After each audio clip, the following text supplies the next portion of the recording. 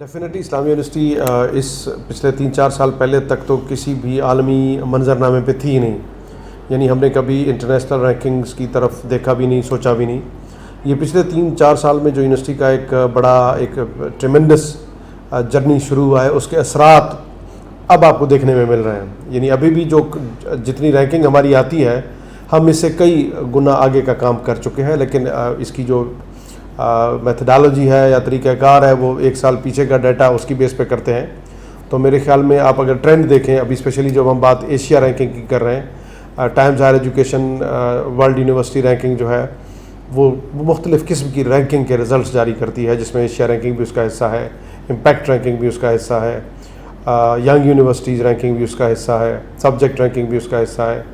तो हमने जब से 2019 के बाद से डाटा अपना सबमिट करना शुरू किया, तो मुसलसल हमारा एक ट्रेंड आप देखें कि हमने आगे की तरफ गए हैं। ये एशिया रैंकिंग की 11th एडिशन थी, लेकिन हम चूँकि पिछले 2-3 साल से ही मैदान में हैं, तो 3 साल का हमारा ट्रेंड देख लें। यानी 2021 का जो रिज़ल्ट था और फिर 2022 का और 23 का, यानी अब हम 201 नंबर पे आ गए हैं। पिछले साल 301 पे थे, उससे पहले 401 पे थे, तो 100 पॉइंट्स की।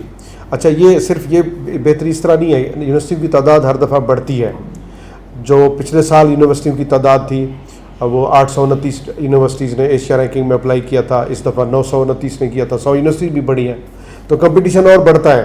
तो कंपटीशन जब बढ़ता है तो फिर इवन अपनी पिछली पोजीशन को सस्टेन करना भी मुश्किल होता है यूनिवर्सिटी की तादाद बढ़ने की वजह से। लेकिन हमने न सिर्फ अपनी पोजीशन सस्टेन की बल्कि उसको आगे लेके गए। पाकिस्तान की भी कोई 55 यूनिवर्सिटीज़ ने एशिया रैंकिंग के लिए अप्लाई किया था, जिसमें से 29 रैंक हुई हैं। हर यूनिवर्सिटी जो रैंकिंग के लिए अप्लाई करती है वो रैंक नहीं होती, उनका एक मिनिमम क्राइटेरिया होते हैं। तो पाकिस्तान के 55 में से सिर्फ 29 उन्होंने कंसीडर किए। उन 29 में हम 11 नंबर पे हैं। और बड़ी बड़ी जो पंजाब की स्पेशली पंजाब यूनिवर्सिटी, बीजर university, Sargodha university, Gujrat university, वो सब हमसे पीछे हैं।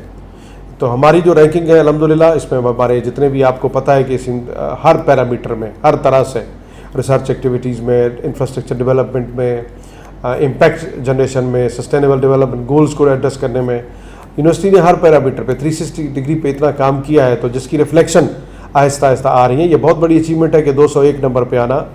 इस दफ़ा जो 929 यूनिवर्सिटीज़ ने अप्लाई किया, हाँ 929 में से सारे रैंक नहीं हुए, उसमें से तकरीबन 670 के करीब यूनिवर्सिटीज़ इस दफ़ा, पिछले साल 829 यूनिवर्सिटीज़ ने अप्लाई किया था रैंकिंग के लिए, एशिया रैंकिंग की बात कर रहा हूँ, तो उसमें से 616 रैंक हुई थी।